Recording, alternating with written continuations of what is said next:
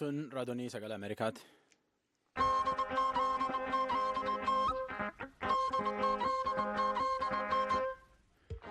Sagantaa raadiyoo sagalee Ameerikaa wixataa jimaata galgal sa'aatii 2 hanga sa'aatii 3 meetira baandii 1925 fi 31 irratti Waashingtan DC irraa sanii dabarsinu har'a kun ammaantan jalqabna. Babaroottolee Boonataadoo har'a guyyaa roobii ammajjiin 18 bara 2017 qophii VOA afaan Oromootiin raadiyoo fi televezyiinii Naayil Saatii irraa Waashingtan DC sanii dabruu jirtu caqasuu jirtanii dhiyaadhaan soraa lakeeti. Kan oduu dubbisu Antuu Jubee Horaati. Mataan oduu pireezidaanti Obaamaan akka hoogganaa biyyaatti yeroo dhumaaf tuuta oduuf ibsa kennuuf jiru. Pireezidaantiin Ameerikaa Haaraay guyyaa lamaan duubatti hojii jalqaba. Kaan qophii gammachuu tanatti dhufa kaan bulchiinsa. Pireezidaantii Haaraa kana jibbee hiriira itti ba'uuf deema. Kaan ammoo waan Ameerikaan pireezidaantii ofii kafilatte kakachiiftee hojii jalqabdu maal akka fakkaata laaluuf itti yaa'u jira. Nama 100,000 hedduu Waashingtan DC'tti yaa'u jira. Adoota jennu pireezidaantiin Haaraay itti gaafatamaa karoora biyyaan bulchuu uummataatti himuuf deema. Mootummaa Itiyoophiyaatii fi paartileen mormituu biyyi keessa jiran karaa nagaatiin biyyi keessa hojjetan jedhan 40 caalaattu mootummaa waliin hojjechuuf yookaan ammoo karoora baafatanii rakkinni biyyittii keessa jirtu keessa baasuuf waliin hojjechuuf itti qophaa'uu jiranii jedhanii waan har'a qabnu keessaa haqi tokko oduu tasaana tujube.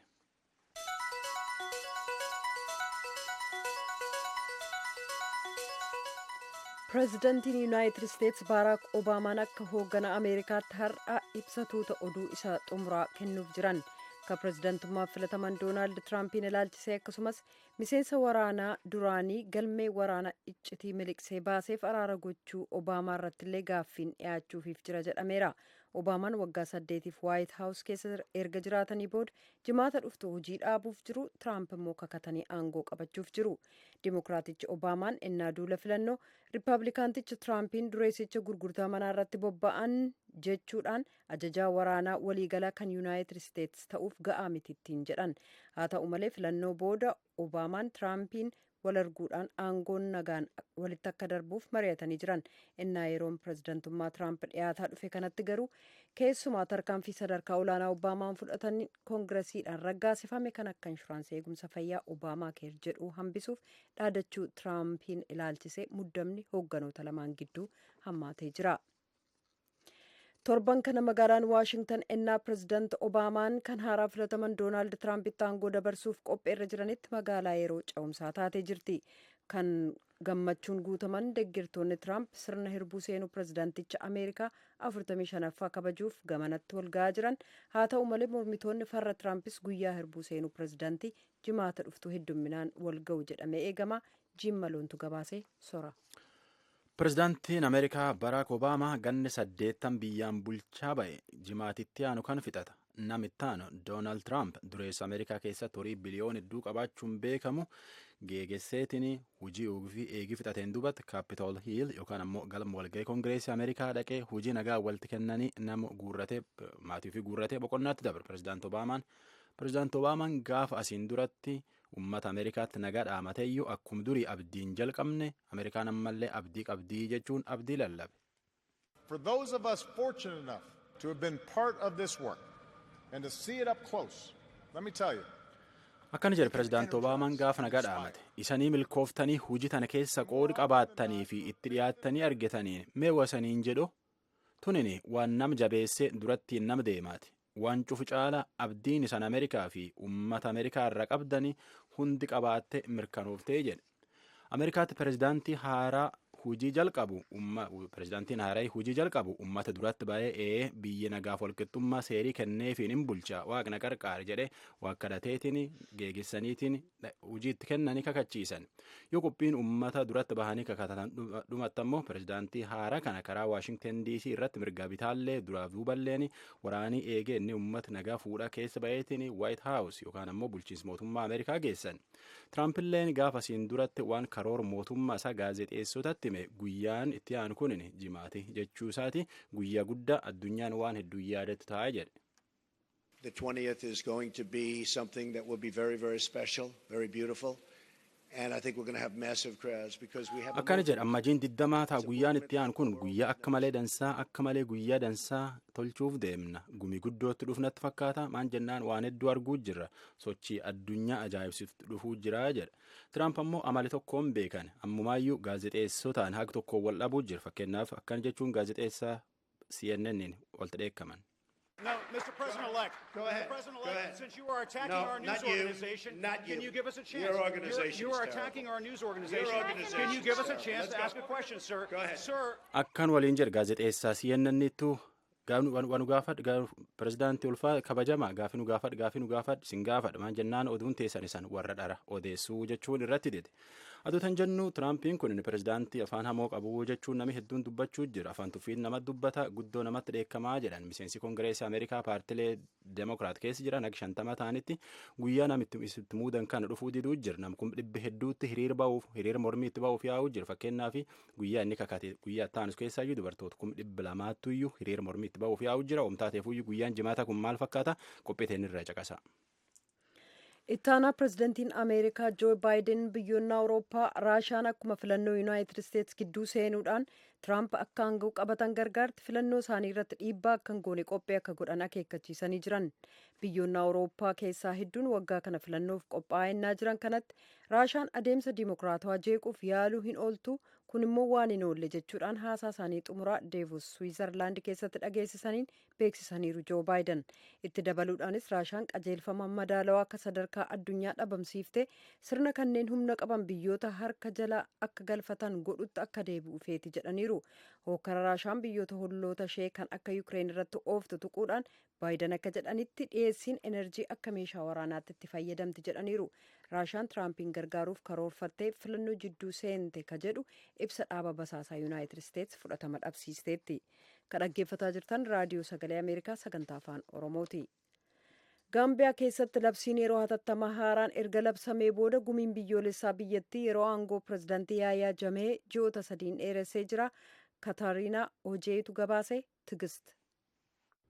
Magaala guddittii gaambiyaa baanjuuyi keessatti poolisiin baay'inaan dhangala'eera eegumsa cimaatu godhamaa jira namoonni baay'een keessumattuu ijoollonnii fi dubartoonni magaalittii gadhiisanii gara biyya seenegaal godaanaa jiran buufanni doonii qarqara magaala baanjuuyi jiru namootaan guutameera kaleessuma namoonni kumaan lakkaawwaman waan qabatanii deemuu danda'an walitti hidhatanii godaanuu isaaniiti itti gaafatamtoonni buufata doonichaa han ibsan.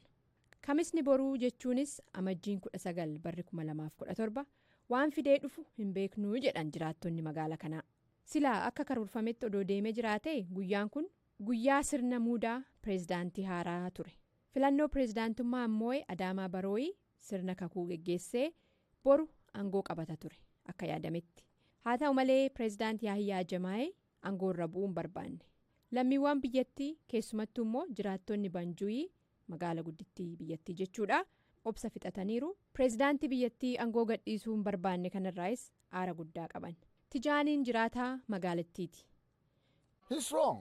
As far as we sit for 22 years, we should give other people chance. Dogoggoreera waggaa 22f aangoorra tureem ammi yeroo inni itti carraa nama biraatii kennuun isarraa eeggamu jechuudhaan biyyisaa pireezidaantii haaraadhaa qophii ta'uushii ibsa.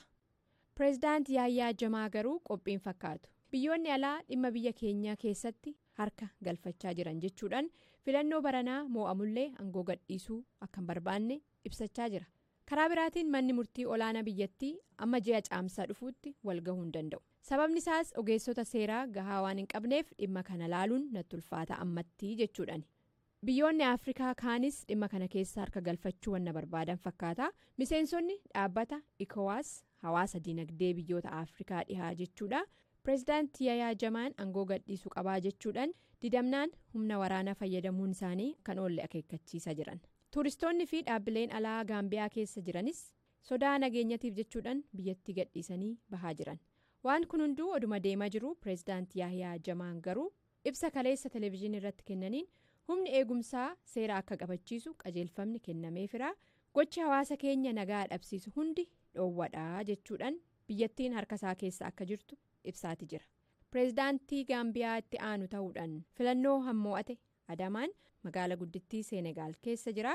sirni muuda isaas akkuma karoorfametti kamisa boruu akka geggeeffamu cimsee gaafachaa jira. Haalli Gaambiyaa keessa jiru garuu san handhugoomsuuf fakkaatu. Gosoonni Sudaan kibbaa kan warra murullee daangaa qaxxaamuranii haleellaa raawwataniin lubbuu namaa erga galaafatanii booda ijoolleetti dabalaa ukkaamsanii butuu isaanii bulchiinsi naannoo Gambeelaa beeksisee jira. Itti gaafatamaan waajjira koominikeeshinii mootummaa naannoo sanaa obbo Okeeloo Deng akka jedhanitti erga baatii fulbaanaa qabee haleellaa raawwatameen namoonni 16 innaa du'an ijoolleen 12 ta'an ukkaamsamanii butamaniiru. Haleellaan sun kaleessa galgala itti fufuusaa kan ibsan hoogganaan kun ijoollee butamanii fudhataman 200 keessaa 57 hin deebi'in jiru. Yuunaayitid Isteetsi keessa ka jiraatan lammiiwwan Gambeelaaf gareen mirga namaa hojiin akkasii irra deddeebi'ee raawwachuunsaa mootummaan lammiiwwan isaatiif eegumsa waan hin godhiniifi jedhanii jiran.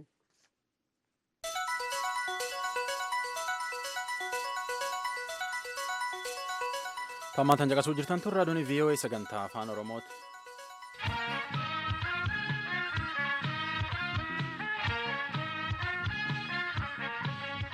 Pireezidaantiin Ameerikaa 45 Doonaald Tiraamp jimaata kana kakatee hojii jalqaba. Nam miliyoon hedduutu waan achitti ta'aa fi waan inni kaapitool hiil yookaan galma walgahii koongireesii Ameerikaa duratti uummata 100,000 hedduu duratti ba'ee televezyiiniin dubbatu daawwata. Pireezidaantota Ameerikaa akkuma mali isaanii baallii walitti dabarsanii namitti aanu hammaatullee tolullee yoo uummatii filate eebbisanii fi aangoo walitti dabarsanii jala deebi'an. Jim Maloonitti oduu tana Washington DC nu erge nugusu. I, Dwight D. Eisenhower, do solemnly swear that I will faithfully execute the office of President of the United States and will, to the best of my ability, preserve, protect, and defend the Constitution of the United States. So help me God. So help me God. Congratulations, Mr. President. Eebbifamuun pirezidantii barri hamaas ta'e gaariin tokko darbee jalqabbiin biraa seenusaa mul'isa. Kun dimokiraasii Ameerikaa keessatti kan bara dheeraatiif baratame waldhaalaa dhufedhasi.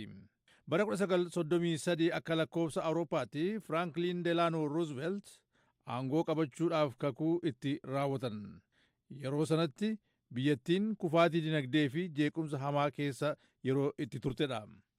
Let me assert my firm belief the only thing we have to fear is hunda dursee amantaa koo cimaan ifa godha. Wanti sodaachuun nurra jiru sodaadhuma mataasaati. Bara 1961 John F. Kennedy yeroo aangoo isaaniitti dhalooti haaraa Ameerikaa barasii tajaajila biyyaaf laachuu qaban irratti haasaa godhaniin baay'ee hawwatanii turan. And so my fellow Americans, ask not what your country... Lammiiwwan koo Ameerikaa, biyyi koo maal naaf goote utuu hin taane ani biyya kootiif maalan godhe jedhaaf gaafadha. Sanatti aansee waggaa 20 booda Riippablikaan paartii irraa kan ta'an Roonaald Reegan bara 1980 keessa jechaadha humni mootummaa giddugaleessaa hammamii fi maal akka ta'uu qabu irratti dubbatan. In this present crisis, government is not the solution to our problem. Jeeqama amma jiru kanaaf mootummaan mataa dhumtisaa rakkoodha malee furmaata miti. As isa baranaatti gaafa ceenu immoo sadaasa darbe hinjifachuu isaaniin walqabatee filatamtichi Doonaald Tiraamp biyyarra naanna'uudhaan waadaalee barana filadhaa seenanii ture akka guutuuf jiran dhaaddatanii turan. This is truly an exciting time to be alive. The script is not yet written. Yeroon kun yeroo dinqii lubbuun jiraattanii arguu qabdanidha. Guyyaan boorii maal akka ta'e sichi barreeffamuuf jira. Boor maal akka ta'u hin beeknu. Haa ta'u malee yeroo dheeraa keessatti yeroo jalqabaatiif seenaan haaraan jalqabbiin haaraan tokkoo keessaniin akka barreeffamuuf jirudha. Kun sochii waligalaati. Haa ta'u malee injifannoo Doonaald Tiraampiin walqabatee biyyi kun daran yaadaan akka qoqqoodamtetti jirti. Kana waan ta'eef dirqami cimaan pirezidantii haaraa kanaa tokkummaa biyyattii bakkatti deebisuu ta'a jedhu xiinxalaan beekamaa John Fortier. I think it's a very important opportunity for the first step to really hunda dursee haasawa guutuu biyyattiif godhaniin garaagarummaa yeroo dullana filadhaa mul'atee ture kun afuu qaba jedhanii dhugaatti dubbachuudhaaf carraa gaarii natti fakkaata. Seenaa dhumattiyyuu eebbi pirezidantoota yeroo wal hadheessuun bara na filadhaa cinatti hambifame hafuura haaraatiin sirni dimookiraasii itti fufiinsa eegaluu ta'a. Brookings Institution irraa John Hudak akka jedhanitti guyyaa kana pireezidaanti Obaamaan masaraa White House irraa konkolaataadhaan filatamticha Doonaald Tiraamp waliin gara Koongirasa Ameerikaatti imalanii sirna naga qabeessaan aangoo dabarsanii laatu. Sana booda nama isaan barbaadan ta'uu baatus nama isaan dhaalan kana innaa isaan pireezidaantii ta'uuf kakuu raawwatan akka lammii Ameerikaa kaanii ta'anii ilaalu.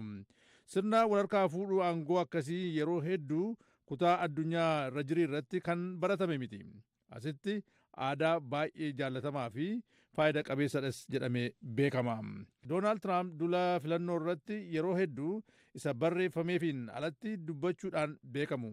Iftaan gaafa eebbifamanii kana jechuudhaan tilmaamuun rakkisaadha jedhu American Enterprise Institute irraa beekaa kan ta'an. An inaugural address is generally crafted and written. Haasaan gaafa eebbaasamu walumaa galatti dursee barreeffama. Pireezidaantoonni isa dubbisu.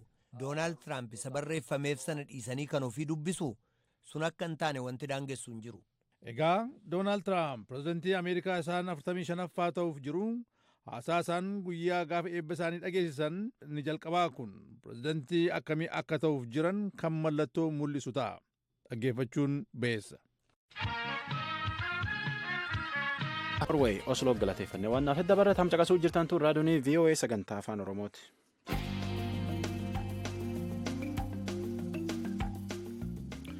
Qophii hiittaantu dabarra paartiin Itiyoophiyaa bulchuutu paartilee mormituu biyyi keessa akka jecha mootummaatti karaa nagaatiin hojjetan 40 caalaniin waliin korta'anii rakkoo biyyittii keessa jirtu irratti wal mari'atanii karoorallee baafachuuf irratti mari'achuuf walii galan. Mariin tun marii akkamiiti? Maalfaa dubbatan? Tan irratti namoonni taanaa durtaa Koongireesii Federaalistii Oromoo obbo Mulaatuu Gammachuu dubbisee gara namoo san deebisa.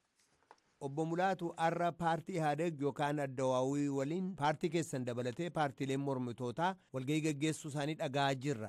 Eenyudha kan walgahii kana qopheesse eenyutu waame? Walgahii kana kan qopheesse Addawaaweedha. Isumatu waame paartilee sadarkaa biyyoolitti of gurmeessanii jiraatanii wajjiniin kan inni haasa'uu barbaade har'a. Paartiileen argaman kun eenyu fa'ime? Sadarkaa biyyoolessaatti boordii filannootiin kan maqaan isaanii karaa seeraatiin mazaggabamanii jiraatanii 44 jedhan isaan kana kan isaan waamicha godhaniif.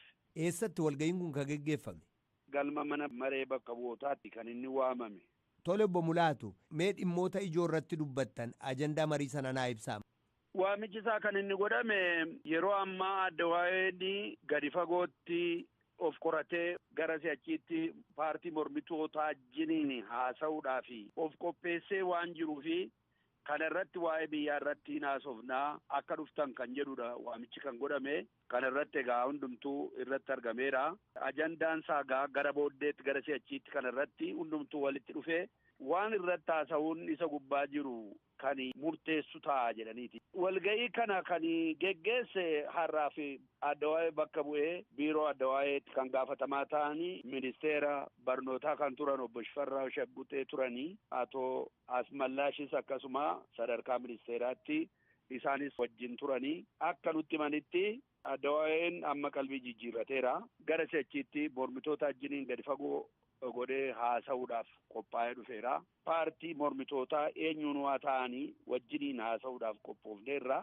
Warra maltii paartii jedhamanii jiran hundumaa wajjiniin karoora isaanii hundumaa irratti wajjiniin haasa'u nus yeroo jalqabaaf waamicha kana goone. Waamicha kana gochuun immoo gara si'achiitti nutu kana geggeessa utuu hin ta'in waliigalteedhaan geggeessuudhaaf jedhanii haasa'anii.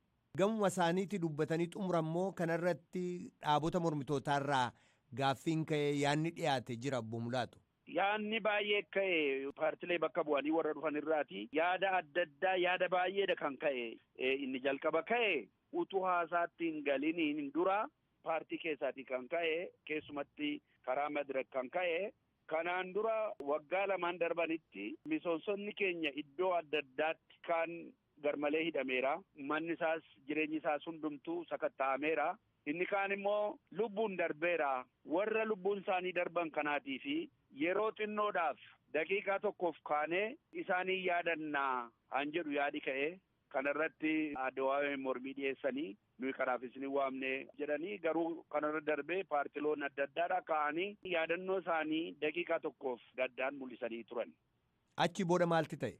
Kana booddee gaaffiif deebiin ka'ee kanaan dura yeroo adda addaatti waggaa 26 fi mareen hin godhama. Nagaa buusuudhaaf karaa adda addaadhaa dubbiin hin haasa'ama garuu iddoon qabu murtee hin qabu.